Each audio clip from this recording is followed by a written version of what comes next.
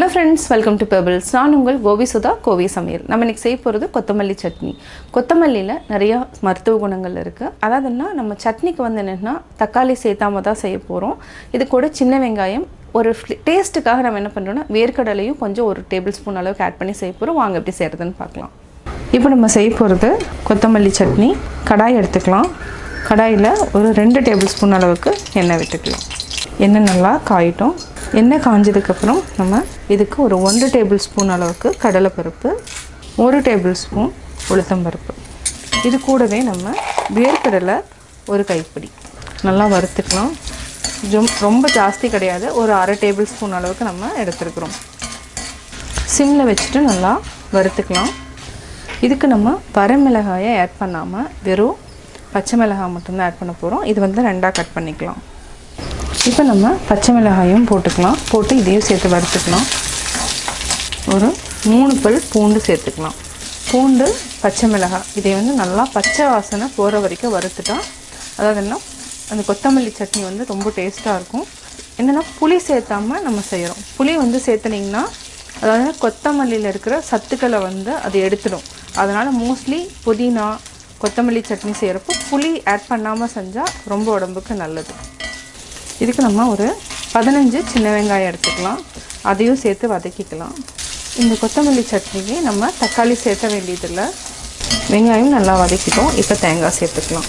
தேங்காய் ஒரு 5 table spoon எடுத்துருக்கோம். நீங்கள் தேங்காய் வேண்டாம்னு நினச்சிங்கன்னா பொட்டுக்கடலை கொஞ்சமாக ஆட் பண்ணிவிட்டு அரைச்சிக்கலாம்.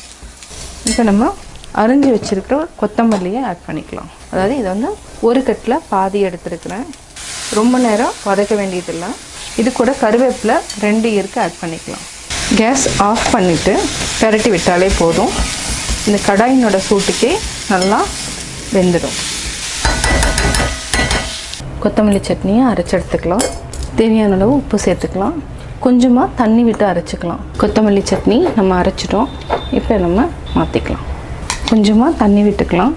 நல்லா மிக்ஸ் பண்ணிக்கோங்க. கொத்தமல்லி சட்னி ரெடி. கொத்தமல்லி சட்னி எப்படி செஞ்சுங்கிறத பார்த்தீங்கன்னா நீங்களே வீட்டில் ட்ரை பண்ணி பாருங்கள். இது வந்து என்னென்னா சப்பாத்தி, தோசை, பணியாரம், இட்லிக்கு நல்ல காம்பினேஷன். ட்ரை பண்ணி பார்த்துட்டு உங்களுடைய கமெண்ட்ஸ் எனக்கு சொல்லுங்கள். லைக் பண்ணுங்கள், ஷேர் பண்ணுங்கள், மறக்காமல் சப்ஸ்கிரைப் பண்ணுங்கள். என்னோடய குக்கிங் வீடியோ முடிஞ்சதுக்கப்புறம் பார்த்தீங்கன்னா ஒரு திருக்குறள் வந்து நீங்கள் பார்க்கலாம். உங்கள் குழந்தைகளுக்கு நீங்கள் சொல்லித்தரலாம்.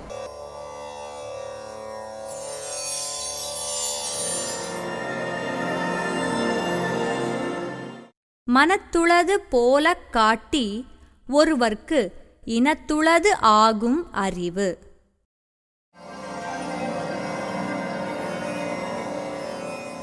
விளக்கம்: ஒருவனது சிறப்பறிவு அவனது மனத்தில் உள்ளது போல காட்டினாலும் உண்மையாக நோக்கும்போது அஃது அவன் சேர்ந்த இனத்தையொட்டியதாகவே இருப்பது தெரிய வரும்.